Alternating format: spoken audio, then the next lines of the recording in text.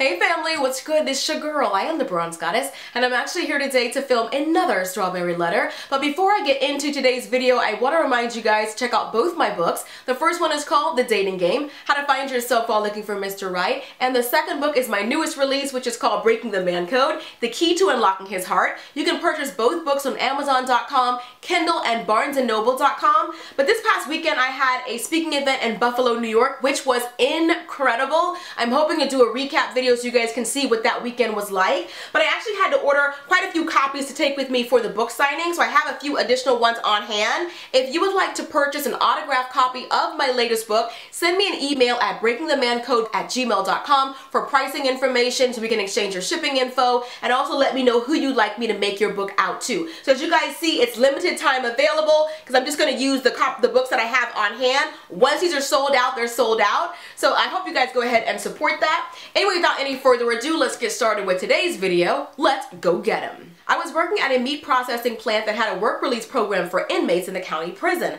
I had been working there for 2 years and remained single. That is until a particular man walked through the door. He was an inmate on a work release with a little under a year left on his sentence. I'm 26 and he's 32. I never noticed him until he started approaching me with jokes and charm. I fell under his spell fairly quickly. He's got some game, let me tell you. So we began the flirty dance, talking, laughing, flirting, you know. We talked for about a month, each day talking a little bit longer till it got to the point where he would wait till I got off work so we could catch up around the corner and chat me up. He was always so sweet and honest and charming. He was honest about his charges, which I made sure to look it up, and he's very straightforward. After about a month or so, we started being intimate in the ladies' bathroom. Girl. Still nothing serious, but feelings were definitely starting to grow. To make a long story short, he was messing with other girls, which I knew about, until one day he told me he was falling for me and wanted to see me exclusively. I was excited but cautious. I'm gonna get you, a girl, I'm gonna get you together. So just like that, after 3 months or so, I was in a full-blown relationship with an inmate. We would sneak off every night after work to have a little alone time until we got caught. I lost my job and so did he. Our feelings for each other are real and strong, and we talk every day on the phone. I visit him weekly and we write weekly. The L word has been dropped and we both are comfortable with how things are. He's never asked me for money. In fact, he sends me money to help pay out bills, seeing as how I had to get another job. I take it as a good sign as he's already trying to take care of me, even from the inside. He is always about me, and our daily conversation is the highlight of both our days. He gets out in 5 months. I have it set up for him to stay with me when he is released. It's the only thing that I worry about. I'm scared that I've fallen in love with the man only to have him get out and go back to what put him in there in the first place, habitual B&E. I am taking a big chance, but we are so in love I can't help but risk it. He has been nothing but what he says that he is, always trying to support me and love me and help me. Am I making a mistake? Am I being stupid for letting a man fresh out of prison into my life so quickly? We will be together a year when he is released, but I still have my worries. Any light you can shed on this would be appreciated. I feel like letters like yours have been written by women all over the world since the beginning of time, where a woman has fallen in love for a very charming, very seductive, very handsome man who is in prison. Now, do I believe that people who are in prison can never change? Absolutely not. I think you can definitely be rehabilitated, and a lot of times the love of a good woman will change a man. He could possibly love you. That's not my issue here. My issue here is how it's all being presented to you. Now, you know, I've given this analogy before as an old episode that I've seen of The Cosby Show where, you know, Cliff Huxtable is saying that, you know, just imagine yourself ordering this big juicy steak. So you get this big juicy steak, you get this amazing loaded baked potato, everything is seasoned and amazing, you have asparagus or whatever your favorite vegetable is, everything is amazing, it is your perfect dinner, but it's served up to you on a garbage can lid. That's exactly how I feel about this situation. You have been reduced to having sex in a bathroom at a prison.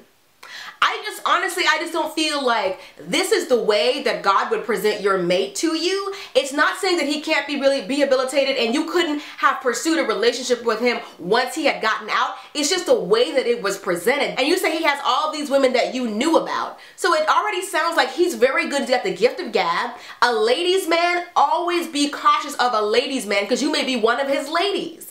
I feel like this is what he does. Even the fact that he's giving you money. So he doesn't have a job and neither do you right now. Where is he getting this money from?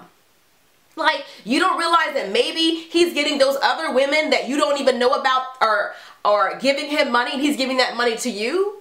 It's not like he's not getting anything out of the deal. You've been intimate with this man, and you've even offered him a place to stay once he gets out. A ladies' man will never be hungry, and he'll never be homeless, because there'll always be ladies who are willing to give them what they need. If it were me, even if I do think that it's love, I would have to test it. I would have to make sure that he really just wants to be with me. And the best way to do that is to make sure that you're not giving him anything. You're giving him a place to stay. How do you know that he's not being amazing and charming because he needs a place to stay? It sounds like he is a charmer. This is not the first time that he's gotten what he wanted from a woman. Don't be one of those women. You said that he's been back and forth in jail for habitual B&E. You don't even know if he's reformed yet. You're putting a lot of stock and you're investing a lot into a man who hasn't proven himself yet. And then he has the nerve, the audacity to ask for exclusivity. He's only doing that because his options are limited. Maybe out of the 4 girls that he's seeing, he likes you the most. Let's make sure that that's the case when he gets out. And on all of these women are up for grabs. It's easy for a man to love you and only you when he only has limited options. And I'm not saying, like I said, I'm not saying that he doesn't love you, but I'm saying that you haven't even tested it. You don't even know that for sure. You don't even know if he's still communicating with those other women because you're not there. You don't know if he's talking to you at 8 and when he gets off the phone with you, he's talking to another woman at 9, another woman at 10. You don't know if you're his Sunday girl or his Saturday girl. He's a charmer. You said he walked in there with gift to gab. You said his game was really good. That's what you said. How do you know you're not being gamed? You don't know that. That's why it's so important to wait somebody out. The longer that you wait, the longer you're able to see someone's true intentions. You have to give somebody time to see what they're really made of. You don't know if he's reformed. You don't know if you're really the only woman in his life or the only woman that he wants to be with. All you know is what he's told you. You don't know anything about this man. And what really irked me is the fact that you've been reduced to having sex with a man in a prison bathroom. What's sexy about that? How is he wined and dined? The fact that he's taking care of you from prison with Lord knows whose money? You don't even know whose money this is that you're spending. Once a man shows me that he's a user, I know that he could possibly be using me. It's like when you see a behavior in a man, how he treats another woman, you have to realize that could possibly be you. Like you're with a man and he's dogging out all of his exes. One day that could be you. You're with a man and he's not taking care of his kids with this other woman. That could possibly be you. Like you have to look at his behavior. The way for you to understand, to know for a fact that this is love, that this is real, is that he doesn't need anything from you. Make sure when he gets out, he has to make it on his own. Make sure the only reason why you're the #1 woman in his life is because he doesn't have that many options. Make sure that when he gets out that he's changed and that you really are the woman for him. But you don't have to always give him something. I don't like the idea of feeling like you have to pay for it. You don't have to bribe a man to be with you. I should be able to give a man nothing monetary. Nothing sexual. I should be able to just be with him and that be enough. This guy has a history of being a charmer. You said he had lots of women and you knew about all the women. How do you know that all of them are gone? Like you're putting a lot of trust in this man that you don't know very much about. 7 months, but you're not even there with him all day or all night. You don't know anything about him besides the little 1 hour or however long you guys were together during your shift. The free moments you guys got when you stole away for a few brief moments. That he tells great jokes, that he's charming? How well do you really know him? Have you ever seen him angry? How does he react when you told him no? Have you ever told him no yet? Maybe everything is going amazing because you're doing everything he wants you to do. Because you're having sex with him in the bathroom. You're becoming his girlfriend. You're being exclusive because he wanted you to. You're giving him a place to stay. Maybe everything is going good because you've always done what he's wanted you to do. How does he react when you don't? That's what you should be testing. To make sure that his words actually match his actions. When you tell him, you know what, I definitely still want to be with you when you get out, but I don't feel comfortable with you living with me just right away. I want us to get to know each other first. If he never calls you again, then you know what it is. If he stops pursuing you as relentlessly, then you know what it is. If he decides to be with somebody else and that's who he lives with when he gets out, then you know what it is. There's too much at stake here. And the last thing you want to do is find yourself pregnant with this man's baby because that's what he'll use to trap you. You don't know if you're being used. So to make sure, you need to make sure of that before you let somebody in your house, before you even let somebody with your body. Like, you're trusting him with a lot.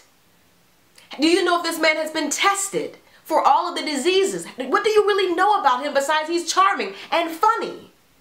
Get to know this man that you're bringing into your body and bringing him into your home.